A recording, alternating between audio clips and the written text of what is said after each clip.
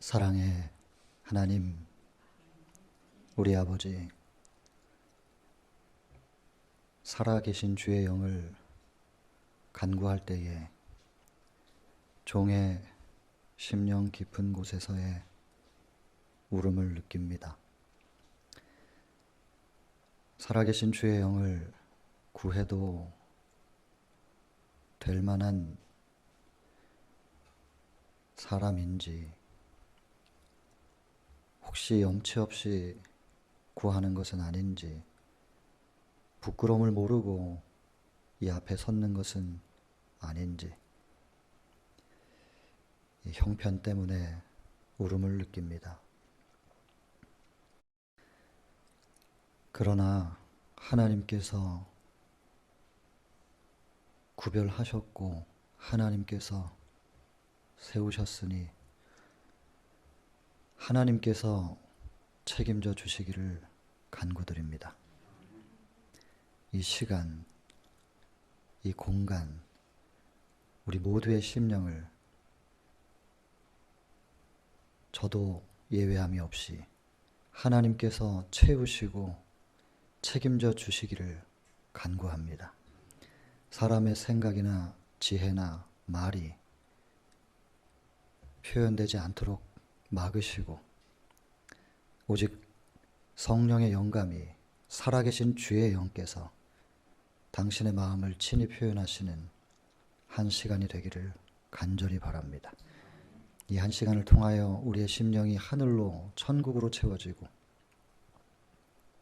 마음속에 채워진 천국으로 말미암아 우리의 심령과 육신의 회복과 거듭남이 이루어질 수 있도록 축복하여 주옵소서. 주의 은혜가 임하시면 염치 없이 간구하는, 복을 간구하는 입술이지만 하나님께서 용납하시리라 믿습니다. 들으시고 응답해 주심에 감사하며 예수님 귀하신 성으로 간절히 기도드립니다. 아멘. 지난 시간에 제가 필리핀에서 천명 선교사 훈련원의 극기 훈련을 진행하던 이야기 해드렸습니다. 그때 그 37기 선교사들, 그 선교사들의 훈련 과정 속에서 참 어려운 난관을 만났는데 물이 없어서 그 뜨거운 나라에서, 근데 우리가 함께 근 한 120명 되는 우리 선교사들과 또 훈련원의 원장님 이하 모든 스태프들까지 다 같이 기도했었고, 그 산꼭대기 어디에서도 물을 구할 수 없는 그곳에서 우리가 기도했고 하나님은 그 기도의 응답으로 물을 주셨습니다. 그 약 12mm 정도 되는 PVC 파이프를 통하여 바짝 말라 있었던 그 파이프에서 물이 터져 나왔고, 마지막 사람의 수통이 채워졌을 때 마지막 수통을 채우신 분이 원장님이셨는데, 그 원장님이 마지막으로 물을 뜨셨고 그 원장 목사님의 수통에 물이 채워졌을 때 그 파이프에서 나오던 물은 끊어졌습니다.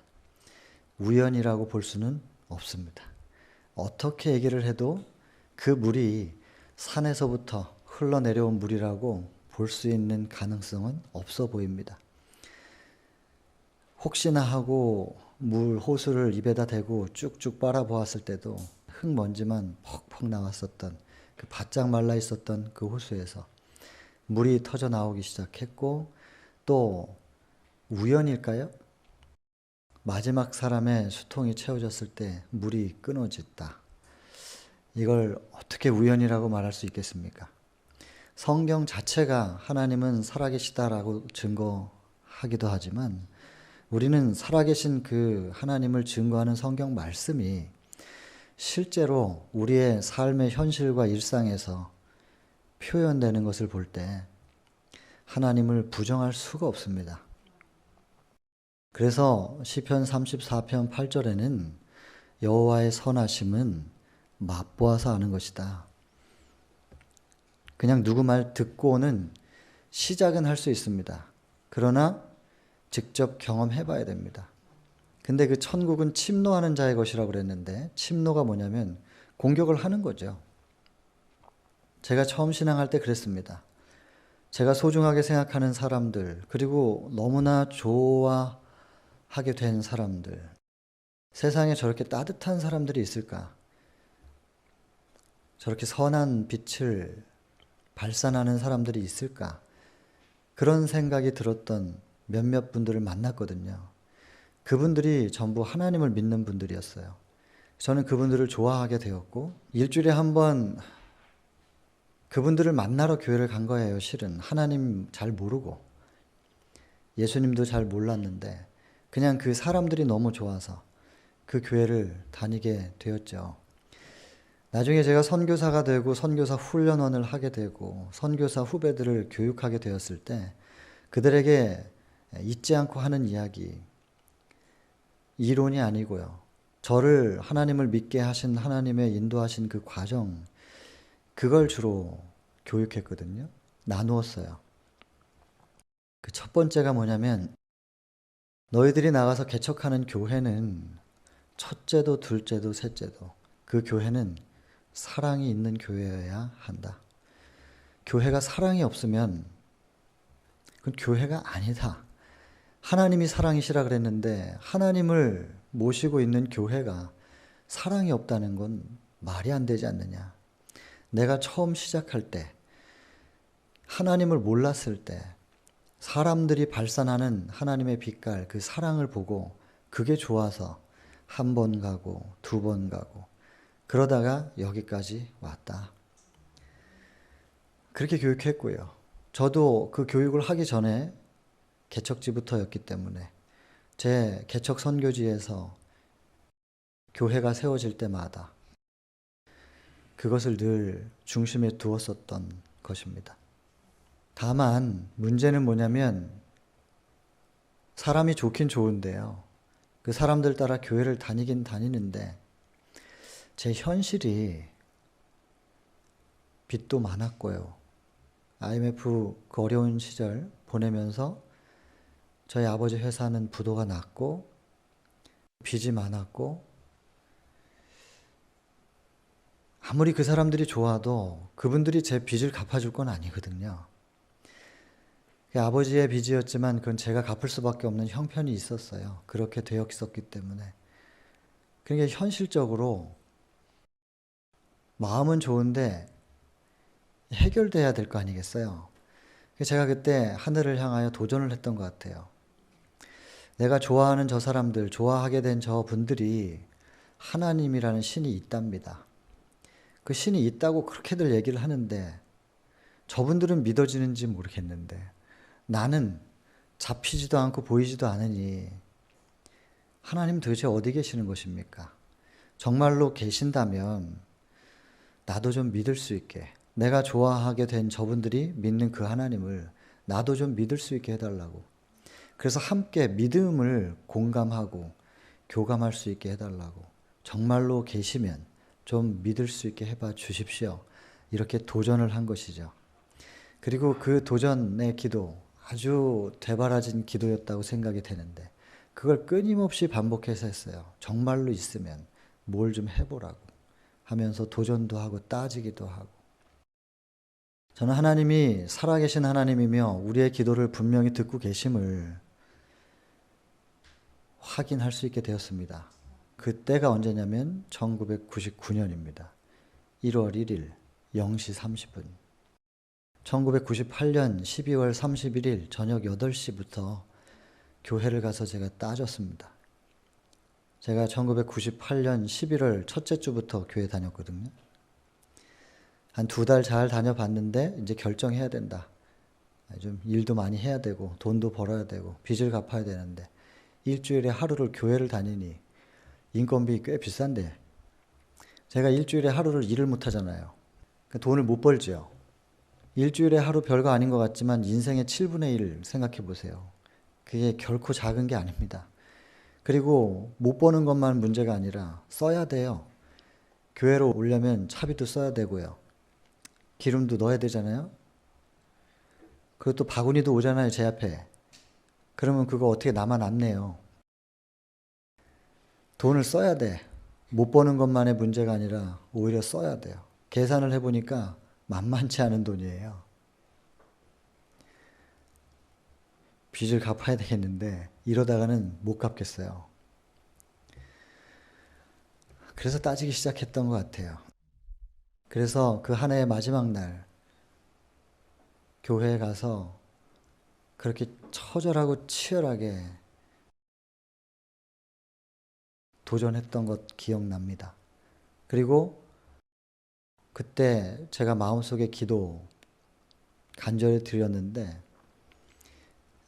그것을 하나님께서 들으신다라고 하는 정확한 사인이 왔어요. 그게 99년이 된 거죠. 기도하다가 눈 떠보니까 0시 30분이에요. 그래서 저는 그걸 사인을 보고 하나님이 진짜 계시는구나. 그러면 난 지금부터 신앙한다. 이렇게 말했던 것이 1999년 1월 1일 0시 30분입니다. 제가 그때부터 지금까지 하나님과 함께 동행하고 있습니다. 여러분들도 한번 도전해 보시기를 바랍니다. 믿음이 들음에서 나는 건 맞습니다. 그래서 들었기 때문에 저도 도전할 수 있었던 거예요. 여러분들 계속해서 하나님의 살아계심을 듣고는 계시는데 다른 사람의 하나님 듣고 계십니다. 그러나 여러분들이 개인적으로 여러분들이 하나님을 만나려면 도전하셔야 됩니다. 정말로 살아있는 신이라면 믿을 수 있게 해봐 달라고. 그것은 어떤 거대한 기적이나 신비스러운 사건만으로 나타나는 것은 아닙니다. 마음의 확신인데요. 정말이네 라고 하는 그 확신이 여러분들 각자의 중심을 아시는 하나님께서 가장 적절하게 나타나 주실 것입니다. 다만 바라실 때 원하시면 하나님께서 그리하실 것이고 여러분들이 마음을 전혀 열지 않으시면 하나님도 어쩔 수 없습니다. 왜냐하면 사랑은 강제로 하는 게 아니니까. 억지로 사랑이 되겠습니까? 여러분 한번 꼭 좀 그 기도를 해보시길 바라고 도전해 보시기를 바랍니다. 살아계신 하나님을 저는 증거했습니다. 저는 봤기 때문에 안 봤다고 말할 수가 없고 본 것이 사실이기 때문에 그게 아닌 것처럼 가만히 있을 수는 없습니다.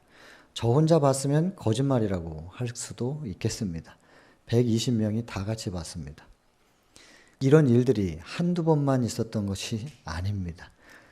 이런 얘기를 쭉 나열하자면 꽤 많은 시간들이 할애돼야 됩니다. 저는 늘 이 자리에만 서면 시간에 좀 쫓기는 편입니다. 그래서 다 표현할 수는 없는데 아무튼 오늘 오시는 그 목사님 보시면 만나시면 한번 물어보십시오. 그때 마지막 수통에 물 채우신 분이 목사님이니까 그분께도 한번 물어보시고. 자, 제가 보고 경험한 하나님, 저는 부족한 사람이고 살아계신 하나님을 많이 닮아있지 않은 사람이라 저는 온전히 사랑하지 못하여 아직도 이기적인 사람이긴 합니다. 그러나 제가 어떠한 사람이냐가 중요한 건 아닙니다. 하나님이 살아계시고 살아계신 하나님은 창조주이시고 창조주기 때문에 여전히 창조하실 수 있으시고 여전히 창조하실 수 있기 때문에 여러분들을 고칠 수 있는 분이라고 하는 것이고 여러분들이 고통스러워하는 것을 견딜 수 없어 하시는 여러분들도 자녀 키워보셔서 아시겠지만 하나님은 여러분들의 신음을 참지 못하시는 견딜 수 없어 하시는 하나님 여러분들을 사랑하신다고 고백하고 계신 하나님이십니다. 그 하나님 향하여 여러분들이 마음문을 여실 때 무엇을 경험하게 될지는 기대하고 기도하고 있습니다. 한번 도전해 보시길 바라고 저는 이 시간도 제가 만난 하나님을 증거하는 일 외에는 여러분들이 병에서 치료되는 가장 근본적인 방법 하나님 외에는 저는 아는 게 없습니다. 현대의학적으로 안 돼서 오셨기 때문에 안 되는 얘기를 또 하고 싶지도 않고 기능의학이나 통합의학 조금 더 확장된 개념이긴 하지만 한계가 있습니다. 근본적으로 그렇게도 병원에서 많이 들으셨던 스트레스 받지 말라고 하는 말. 스트레스가 만병의 근원인데 마음에서 생성되는 그 스트레스 그거를 스스로 어떻게 해결할 방법이 없거든요. 미움도 원망도 걱정과 근심도 머리를 흔들어도 눈에 보고 있는 한, 현실 속에 살아가고 있는 한 여러분들 마음속에서 어떻게 밀어낼 방법이 없잖아요. 내려놓는다는 것은 불가능합니다. 그래서 내려놓으려고 시도하지 마시고 잊어버려야 되는 거거든요. 어떻게 잊혀지는가? 여기 컵 있습니다. 이 안에 물도 반 있고 공기도 반 있습니다. 여기에서 공기를 빼려고 아무리 노력을 한들 되겠습니까? 물리법칙 안에서도 이건 안 되는 일이거든요. 공기 뺄 방법이 없어요. 유일한 방법 하나 있다면 여기다 물 채우면 돼요. 물을 가득 채우면 물이 차 올라오면서 공기는 나가는 거거든요. 여러분, 이걸 비울 방법이 없어요. 여러분들 마음속에 스트레스를 어떻게 비우고 어떻게 내려놔요. 무언가가 채워질 때 그것이 밀려나가는 겁니다. 그럼 무엇을 채우겠냔 말입니다. 여러분, 어둠을 이기는 것은 빛밖에 없습니다. 여러분들 마음을 짓누르는 어둠이 분명히 있을 텐데 그거 밀어낼 수 있는 방법은 빛밖에 없어요. 어둠은 절대로 빛을 이기지 못하니까요. 말씀드렸었지요? 아무리 먼 곳에서도 칠흑같이 어두운 밤에도 반딧불이 하나가, 그 미천한 곤충 하나가 날아다니면서 빛을 발산하면요, 빛이 어둠 가운데서 빛난단 말이에요. 어둠은 절대로 빛을 가릴 수 없습니다. 아무리 작은 빛이라 할지라도 여러분들 마음을 짓누르는 어둠이 있을 것인데 그것을 이기게 하는 거, 몰아내는 거, 빛밖에 없거든요. 어둠은 사망입니다. 사망을 몰아내고 빛으로 채울 수 있는 것은 생명밖에 없지 않겠어요? 요한복음 14장 6절, 나는 길이고 진리고 생명이라. 여러분, 예수 그리스도 그분으로 마음을 채우기 시작하면 여러분들 마음속에 그렇게도 진저린하게 여러분들을 짓누르던 어둠, 사망의 요소들, 스트레스 받게 하는 그 요소들, 미움도 있고 원망도 있고 오늘과 내일에 대한 불안과 걱정과 근심들, 내가 이길 수 있는 방법이 없고 예수께서 빛으로 채우시면 그 모든 것들을 밀어내 주실 것입니다. 성경에는 이렇게 기록되어 있습니다. 무엇을 먹을까? 무엇을 마실까? 무엇을 입을까? 도대체 어떻게 살아가야 되는 것인가? 먹을 거리가 곧 떨어질 것 같다. 한국은 6.25 이후에 기적처럼 경제 성장을 했고 80년대 들어서면서부터는 먹고 사는 문제, 굶고 사는 사람들이 현격히 줄어들면서 90년대 IMF를 겪었으나 굶는 사람은 없다고 했었습니다. 요즘에요. 뉴스 보시면 아시겠지만 굶는 사람들이 생기고요. 현대판 장발장 빵 몇 개 훔치다가 근데 구속은 되대요. 지금 이 세상이 어떻게 돼가고 있는지 모르겠어요. 이 코로나 때문에 자영업자들이 망하는데요. 그래서 자살도 하고 또 훔치기도 하고 거꾸로 돌아가는 것 같아요, 세상이. 인도 보세요, 인도. 시신이 하도 많이 사람들이 죽으니까 전염병에 감염돼서 죽은 사람들은 태워야 되잖아요. 근데 태울 땔감이 없대요. 불태울 기름을 붓든지 나무를 쓰든지 어쨌든 태우려면 뭐가 있어야 되는데 그게 다 떨어져 가지고요. 뉴스 보셨어요? 어떻게 처리한대요? 그냥 강에다가 버린대요, 시신을. 그러니까 시신들이 강을 따라 둥둥 떠내려가는 거예요. 그럼 그 시신들이 그 물을 오염시키면 어떻게 되겠냔 말이에요. 이게 지옥이죠, 이게. 이게 지옥이지. 지금 우리가 이렇게 은혜 가운데서 보호받고 살고 오늘도 어김없이 해가 떴고 오늘은 미세먼지도 없어서 맑은 하늘일 겁니다. 이 가운데서 우리가 살지만 불과 몇 시간 비행기 타고 가면 만나게 될, 혹은 불과 차로 몇 시간만 가면 이 서울에, 그래도 이 시골에는 농사 먹거리라도 있으니까 땅에서 나오는 거라도 어떻게 먹고 살겠다고 하지만 도시에서는 돈 떨어지면 딱 굶는 겁니다, 그냥. 그렇게 굶어가는 사람들, 죽어가는 사람들, 자살하는 사람들이 너무나 많은 거죠. 여러분, 이런 세상 속에서 하나님을 믿으면 마음의 든든함이 뭐냐면 무엇을 먹을까, 마실까, 입을까 그런 거 염려하지 마라. 그런 건 너희에게 필요한 것을 내가 알기 때문에 내가 다 더해 줄 거야. 다만 너희는 그의 나라와 의를 먼저 구해 주지 않겠느냐. 가장 중요한 게 무엇인지 그의 나라. 그의 나라가 뭐냐면 그게 천국입니다. 오늘 천국 얘기해야 되겠네요. 천국. 여러분, 이 천국을 이해하시려면 하나님의 나라와 의, 이것을 우리가 먼저 구하고 이것으로 마음을 채우면 먹고 입고 마시고 하는 것은 하나님께서 책임지시겠다고 약속하셨습니다. 한번 실험해 보시기 바랍니다. 제가 첫 번째 선교지 몽골에 갔을 때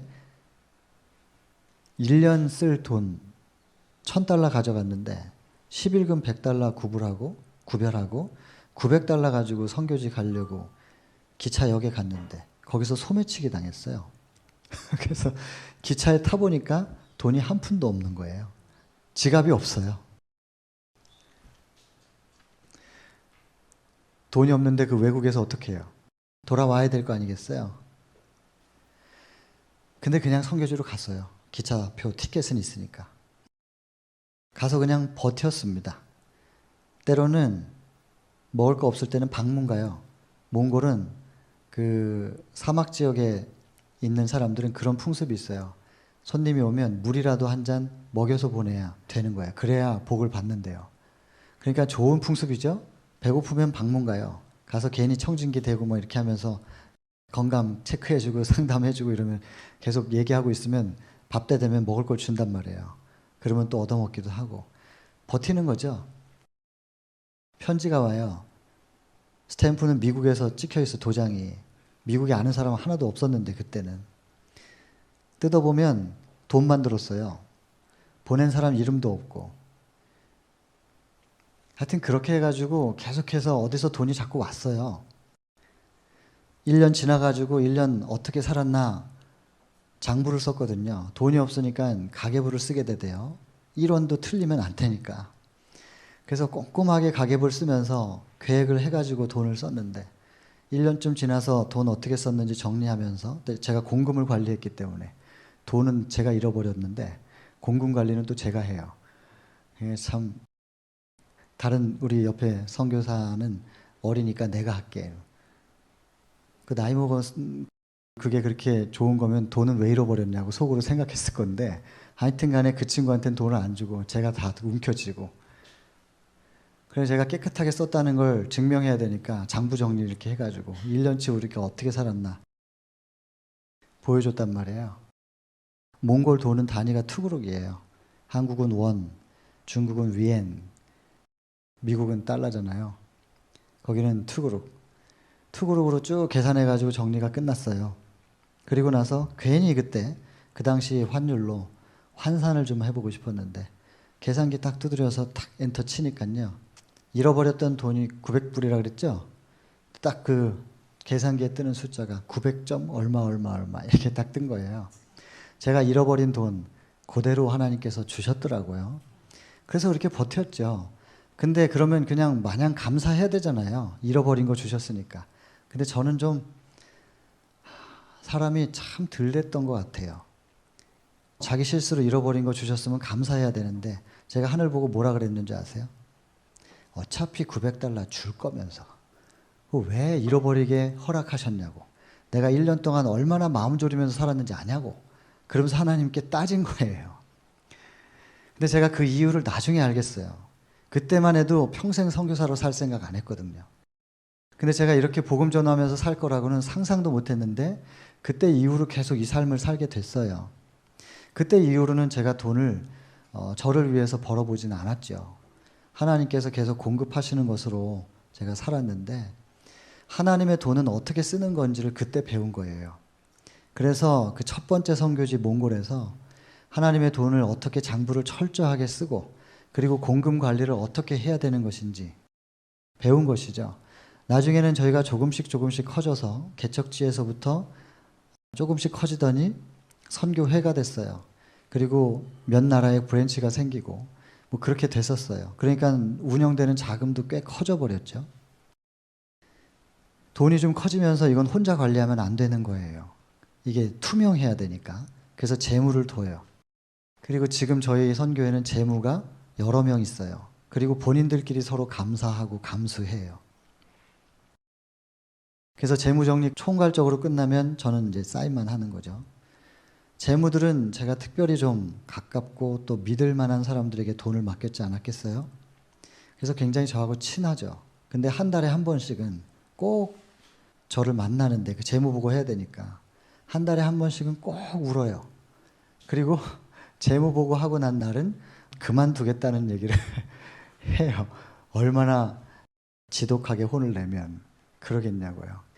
큰 줄자를 대고 한 줄 한 줄 내려가면서 그리고 지난달 재무 보고 했었던 표를 놓고 같이 비교하면서 지난달에는 이게 요만큼 썼는데 이번 달에는 왜 이게 이렇게 조금 더 지출될 수밖에 없었느냐 하면서 한 줄 한 줄 따지니까 뭐 얼마나 질리겠습니까? 근데요, 왜 그래야만 하는지 제가 몽골에서 배웠거든요. 첫 번째 선교지에서. 하나님의 돈을 우리가 청지기로서 정확하게만 사용할 수 있다면 하나님은 100만 원을 줬더니 얘가 100만 원을 잘 쓰네. 1000만 원 줘보자.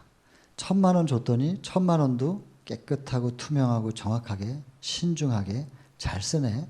그러면 1억 주시고 10억 주시고 100억 주시고 그렇게 키우시는 것을 제가 봤습니다.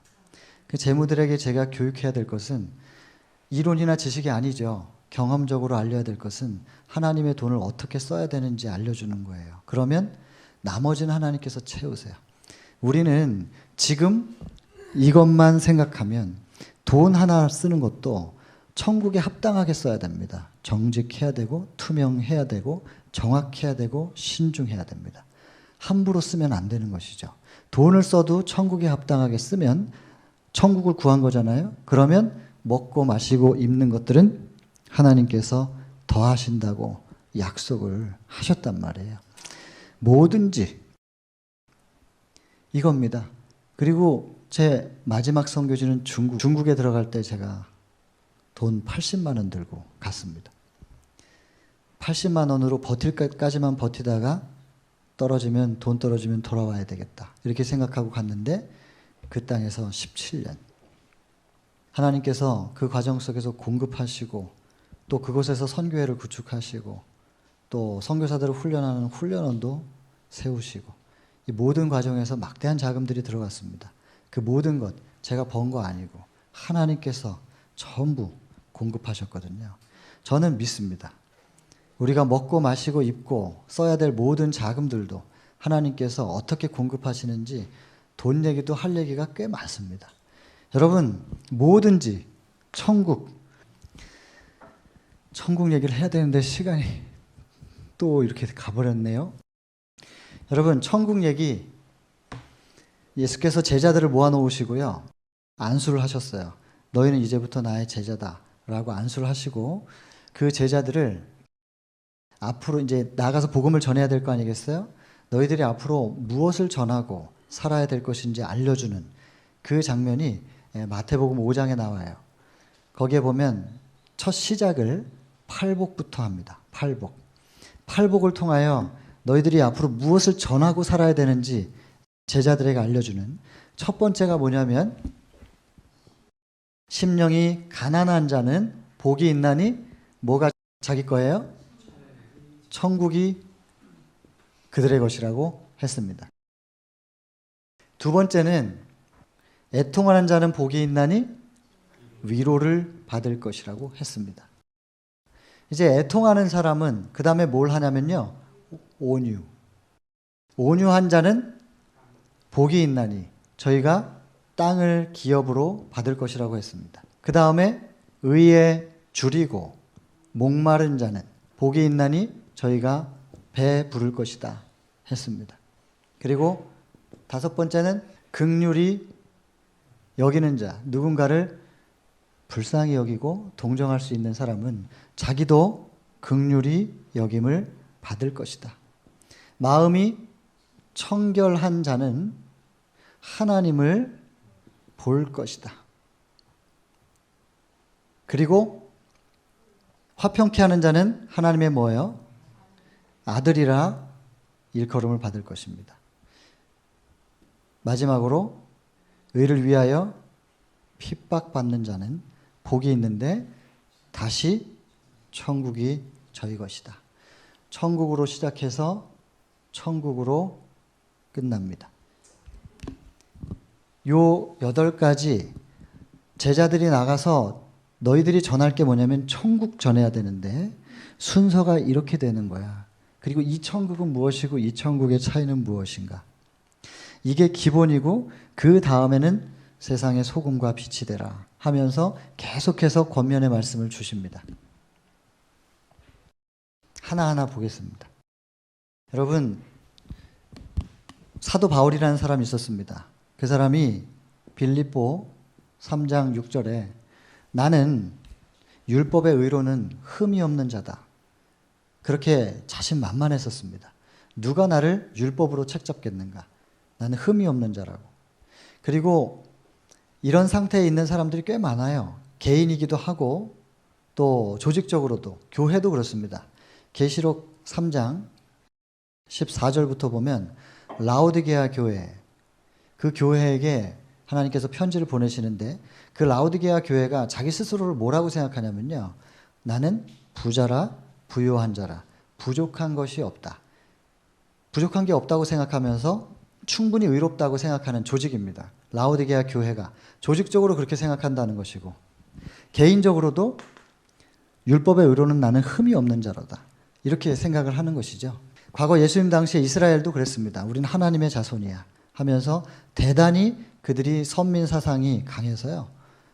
대단히 교만하고 자부심이 강한 절대로 가난해질 수 없죠. 심령이 가난해지는 거예요. 돈이 없는 게 아니고 마음이 절대로 가난하지 않고 자기들 스스로 부자라고 말하는 겁니다. 이렇게 말했던 사도 바울, 율법의 의로는 나는 흠이 없는 자다. 그랬었는데 이 사람이 예수님을 만납니다. 예수님을 만나고 났더니 뭐라고 얘기하냐면 로마서 7장 9절에 내가 전에는 율법이 뭔지를 몰랐다. 여기서 뭐라 그래? 빌립보 3장 6절에 내가 율법의 의로는 흠이 없다 그랬는데 예수님 만나보니까 내가 법이 뭔지를 몰랐었습니다. 이렇게. 내가 예전에 알던 법은 법이 아니군요. 참 법이 아니군요. 내가 수박의 겉만 핥고 있었던 것이군요. 진짜 법을 만나보니까 어떤 일이 벌어집니까? 내가 전에 법을 몰랐을 때는 내가 살아있었는데 내가 의롭다고 살아있었는데 참 계명이 나에게 이름에 이제 진짜 계명을 만난 거예요. 계명이 이름에 나의 죄는 살아나고 나는 죽었도다. 드디어 가난한 심령이 되는 거거든요. 예수님 앞에 가서 서본 사람들은 다 이 경험합니다. 로마서 7장 9절에 이 경험을 안 할 수가 없어요. 결국에는 심령의 가난함을 경험하지 못한다는 것은 예수님 앞에 서 보지 못했다는 거예요. 본인이 의롭다고 생각하거나 좀 뭘 가지고 있다고 생각하고 그것 때문에 좀 거들먹거리거나 거만을 떤다는 것은 예수님을 모르는 사람이구나. 교회 목사면 뭘 하겠어요? 선교사면 뭘 하고 장로 집사면 뭘 하겠어요? 심령이 가난해 있지 않은데. 하나님을 아는 사람, 정말 예수님 앞에 서 있는 사람은 심령이 가난해질 수밖에 없단 말이에요. 사도 바울이 어떤 사람인데요? 자타가 공인하는 의인이에요. 근데 그 사람이 정말 예수님을 만나고 나니까 주변 사람들은 다 사도 바울을 여전히 바울이라고 생각하지만 사도 바울은 자기 자신이 볼 때는 죄인 중에 괴수라 그러면서 가난해져 버리거든요. 이런 사람들에게 천국이 채워질 수 있다는 것이죠. 마음은 열었다는 뜻이에요. 예수님 앞에 마음문을 열었더니 가난해진 거죠. 난 부자면은 굳이 필요 없잖아요. 그러니까 뭘 좀 가지고 이거 좀 받아줘 그러는데 아니 필요 없어요. 나는 충분히 난 다 가지고 있는데. 절대 마음문 안 열죠. 근데 내가 어떤 상태라는 걸 깨닫고 나면 마음문을 열고 받아들일 수 있게 되니까. 예수님을 받아들이면 그게 천국이거든요. 우린 지금 어디쯤 서 있는지 생각해야 됩니다. 이 순서대로 보면. 여러분 예수님 앞에 딱 가보면 예수님을 만나본 사람들에게서 나타나는 현상이 뭐냐면요. 이제 가난하니까 이제 받아들이잖아요. 내가 이런 상태구나 하면서 예수님 받아들인 사람들 속에서는 애통이 일어나는 거죠. 스가랴 12장 10절. 내가 다윗의 집과 예루살렘 거민에게 은총과 간구하는 심령이 뭐냐면 성령입니다. 그 성령을 부어주리니 그제야 그들이 그 찌른 바 그를 바라보고, 이제 드디어 예수님을 쳐다보게 됐는데 로마 군사들이 찌른 예수님이 아니고 내 죄 때문에 돌아가신, 내가 찌른 예수, 나 때문에 돌아가신 거구나. 이걸 깨닫게 돼요. 그러면서 그들이 그제야 그 찌른 바 그를 바라보고 애통하기를, 드디어 이제 자기 죄 때문에 돌아가신 예수님을 인식하고 애통이 시작됩니다. 그 애통이 어떤 애통이냐면 독자를 잃은 것과 같은, 장자를 잃은 것과 같은, 정말 너무나 사랑하는 사람을 잃었을 때와 같은 그 애통이 드디어 시작되는 것이죠. 그 애통, 이런 애통을 하기 시작하는 사람들, 이게 참 회개입니다. 그래서 회개하고 예수님을 만나는 게 아니고 예수님을 만나야 진짜 회개가 되는 것이지요. 참 거울 앞에 자기를 비춰봐야 자기가 얼만큼 더러운지를 알지, 스스로 자기를 보고 이제 깨끗이 씻고 깨끗한 물로 씻고 나서 이제 좀 신을 만나러 가볼까? 어떻게 해서 와도 그게 하나님 앞에 빛나는 모습, 의로운 모습일 수가 있겠냐 말입니다. 자기가 자기를 닦을 수 없거든요. 예수님을 만나야 자기가 얼만큼 더러운 줄 알고, 내가 이렇게 더러운 존재였는데 이거 부끄러운 줄도 모르고 내가 교만하게 거들먹거리고 거만하게 그렇게 살았었구나. 참으로 부끄럽다. 그런데도 불구하고 나를 지금까지 품으시고 끌어안으시고 그렇게 거만하게 했는데도 나를 품고 여기까지 인도하신 하나님, 애통이 시작될 수밖에 없죠. 여기서 진짜 회개가 일어납니다. 그러면 그때서야 이제 결론이 뭐냐면 스가랴 13장이죠. 이제 그 어떤 회개가 있었는지 얘기하고 나서 13장 1절에 보면 그날에 시스m에 뭐가 열려요? 시스m의 셈이 다윗의 집과 예루살렘 거민에게 열린다. 드디어 그들이 씻음을 경험하게 됩니다. 정결하게 되는 것을 그 셈이 열려서 씻어주는 거예요. 스스로가 씻는 게 아니고. 여러분, 이게 애통입니다. 정말 참으로 애통할 수 있는 사람들은 위로를 받을 겁니다. 이런 사람들 이제 회개하고 났어요. 회개하고 나니까 이제 예수님과 우리 사이를 가로막고 있는 게 없어졌잖아요. 이사야 59장 1절 2절.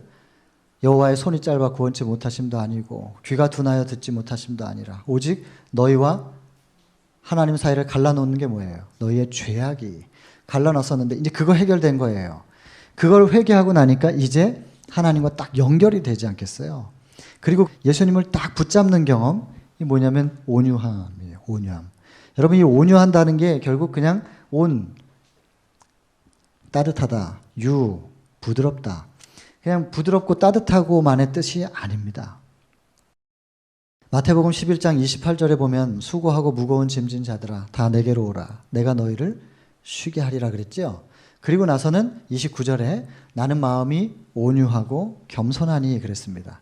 여러분, 이 온유하다, 죄송하지만 이 원문 좀 말씀드리면 이 온유라고 하는 말, 이 헬라어로 뭐냐면 프라위스라고 하는 단어입니다. 프라위스. 이 프라위스라고 하는 이 단어, 제가 원문을 꼭 강조는 안 하는데요. 그냥 번역된 걸 그냥 보셔도 충분합니다. 그러나 조금 더 여러분들 좀 이해를 돕기 위해서 이 프라위스라고 하는 단어는 그냥 마냥 따뜻하고 부드럽고 친절하고 이런 뜻만이 있는 게 아닙니다. 이게 뭐냐면 이게 쉽게 표현하면 이런 겁니다. 제가 이 프라위스를 설명할 때 좀 예를 드는 게 있는데요. 질문이 야생마, 머릿속에 한번 떠올려 보세요. 야생마, 그러면은 뭐가 떠올라요? 힘차고 활기찬 그 야생마. 집에서 이제 키운 말은요, 이제는 일도 못 시킬 만큼 늙었어요. 이 두 말이 경주를 한다면 누가 이기겠어요? 당연히 야생마가 이길 거라고 생각을 할 수밖에 없잖아요. 그죠? 근데 제가 그렇게 뻔하면 질문 안 했겠지요? 여러분, 야생마는요, 절대로 못 이겨요. 100번 해도 100번 다 이길 수 없어요. 왜냐하면 야생마는 자기 등에 누가 올라타는 걸 용납하지 않습니다. 누가 딱 올라타면 뭐야 이러면서 그거 떨어뜨리느라고 길길이 날뛰죠. 그래서 목표 지점을 향해서 달릴 수가 없어요. 늙은 말은요, 비록 늙었으나 주인이 고삐를 딱 이제 채우고 올라타잖아요. 안장 위에 딱 올라타면 주인이 가자 하면 비록 늙었으나 자기가 가지고 있는 혼신의 힘을 다 집중시켜서 주인이 가자고 하는 곳으로 쏟아놓는, 그게 늙은 말입니다. 그때 그 늙은 말은 어떤 상태이냐면 주인에게 잘 길들여져 있다는 뜻입니다. 고삐를 그분께, 내 주인께 기꺼이 맡기고 그분이 인도하는 대로, 가자고 하는 대로 따르겠다라고 하는 것이 길들여져 있다는 거죠.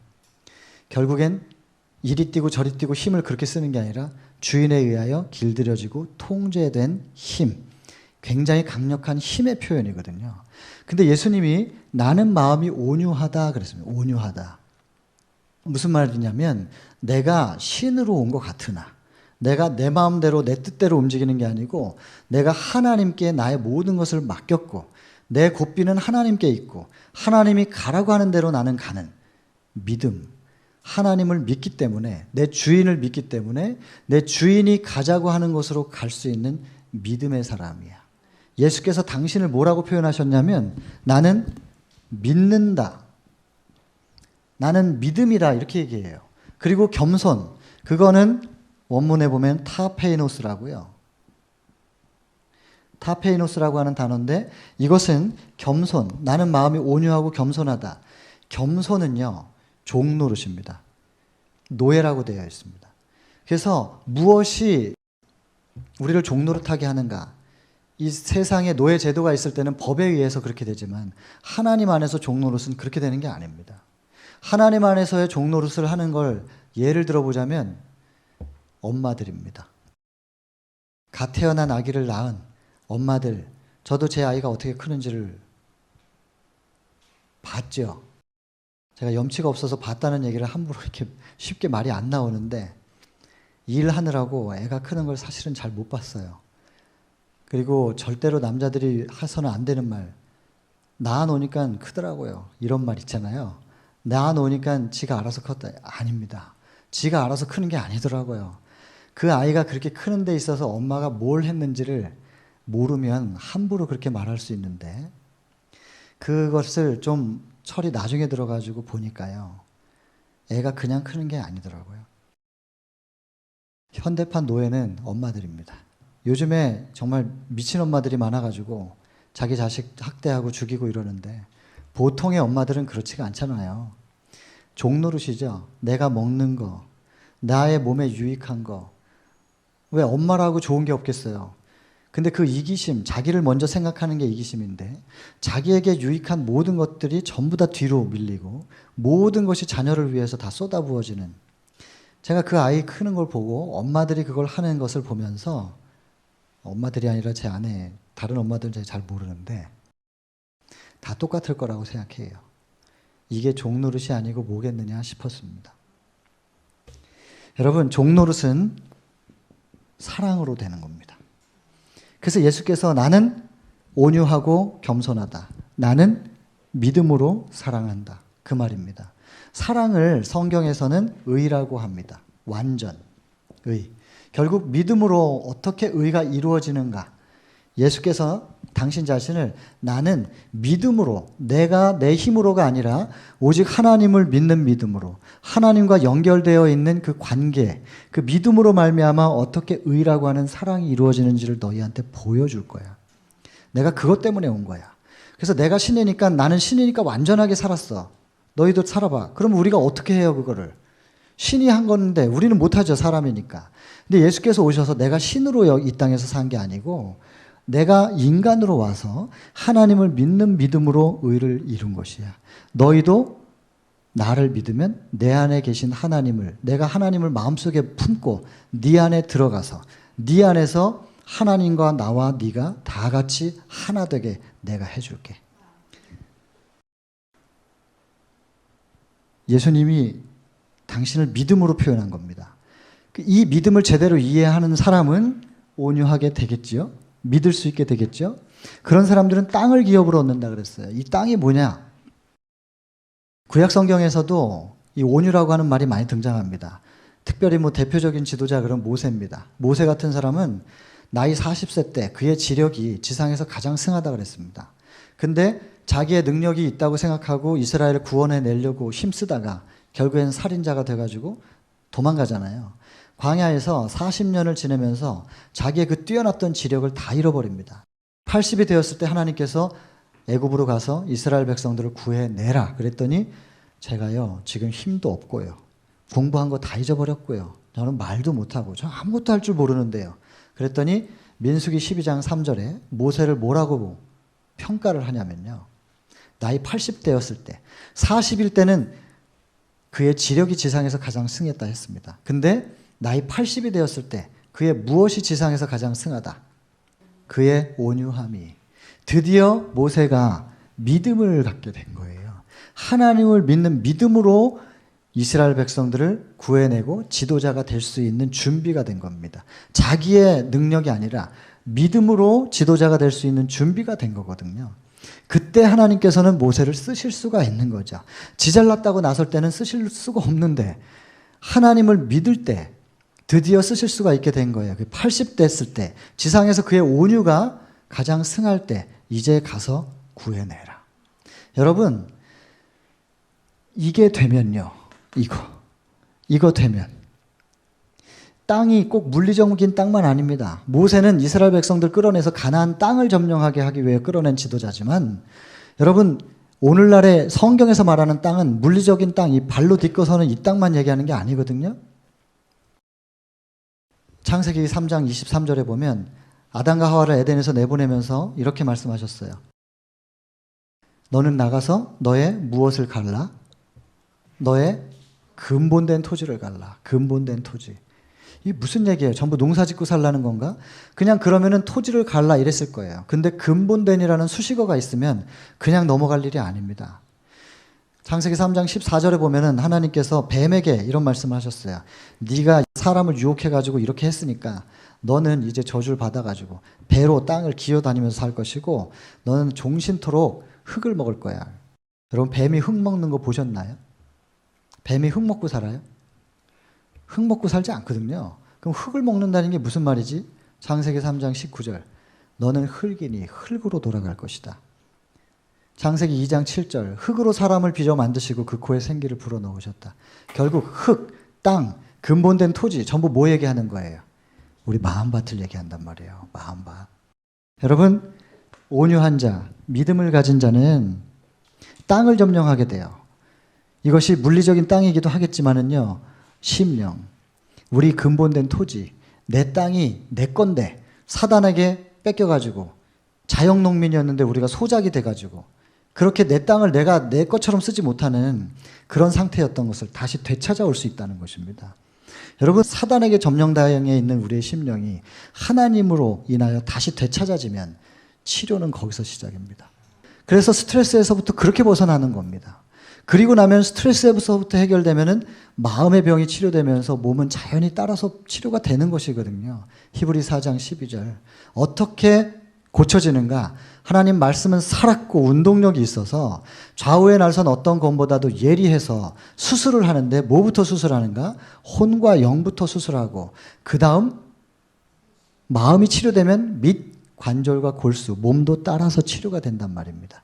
여러분 병 낫는 기별도 여기 있는 겁니다. 천국을 회복하는 거 과정도 여기 있지만 병에서 낫는 방법도 이 과정이에요. 여기까지밖에 못했는데 다음 시간에 또 연결해 보도록 할게요. 여러분 지금 우리는 어디쯤 서 있는가 생각하셔야 됩니다. 신앙하시는 분들이라면 나는 지금 여기에 있는가? 근데 아직도 내가 자만한 마음이 있는가? 그럼 여기도 못 간 거예요. 1단계도 못 건너간 것이고 드디어 여기에서부터 여기 지금 이제 애통하는 데쯤 여기쯤 있는가? 아니면 이제는 그분과의 관계, 그분을 딱 붙잡고 마음속에 모셔드리면서 믿음으로 내 마음을 채워가면서 의를 갈망하는 거죠. 이제 믿음을 채우면은 의를 갈망하게 돼 있어요. 의에 줄이고 목마른 자는 배부르게 될 것이다. 믿으면 의가 채워지니까 이렇게 되는 거예요. 그래서 하나님과 우리가 하나 되는 과정을 지금 쭉 설명하고 있는 거거든요.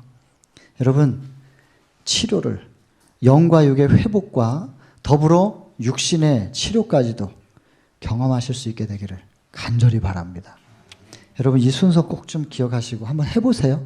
그리고 하늘을 향하여 도전하시고, 반드시 하나님은 외면하실 수 없는 분이기 때문에, 약속하시면 반드시 지키시는 분이기 때문에, 야고보 1장 17절 하나만 볼까요? 각양 좋은 은사 그리고 온전한 선물이 위로부터 내려옵니다. 그걸 주시겠다고 약속하신 하나님은 변함도 없으시고 회전하는 그림자도 없다고 그랬습니다. 하나님은 사랑이라고 했는데, 사랑이신 하나님은 이 땅의 인간은 이제 이게 지금 아침이라서 해가 이쪽에서 동쪽에서 뜨니까 다 그림자가 저쪽으로 지잖아요. 오늘 오후에 해 질 때 보세요. 해가 질 때는 또 그림자가 이제는 반대로 또 질 거예요. 하루에도 몇 번씩 변합니다. 근데 하나님은 회전하는 그림자도 없다. 절대 불변. 하나님이 사랑이시다 했으면 우리가 이쁜 짓을 하든 못된 짓을 하든 간에 끝까지 사랑하시는 분이십니다. 변함이 없어요. 그 변함없는 하나님께서 이렇게 약속을 하셨거든요. 여러분 이 약속이 여러분들 심령과 육신 속에서 이루어질 수 있게 되기를 간절히 바랍니다.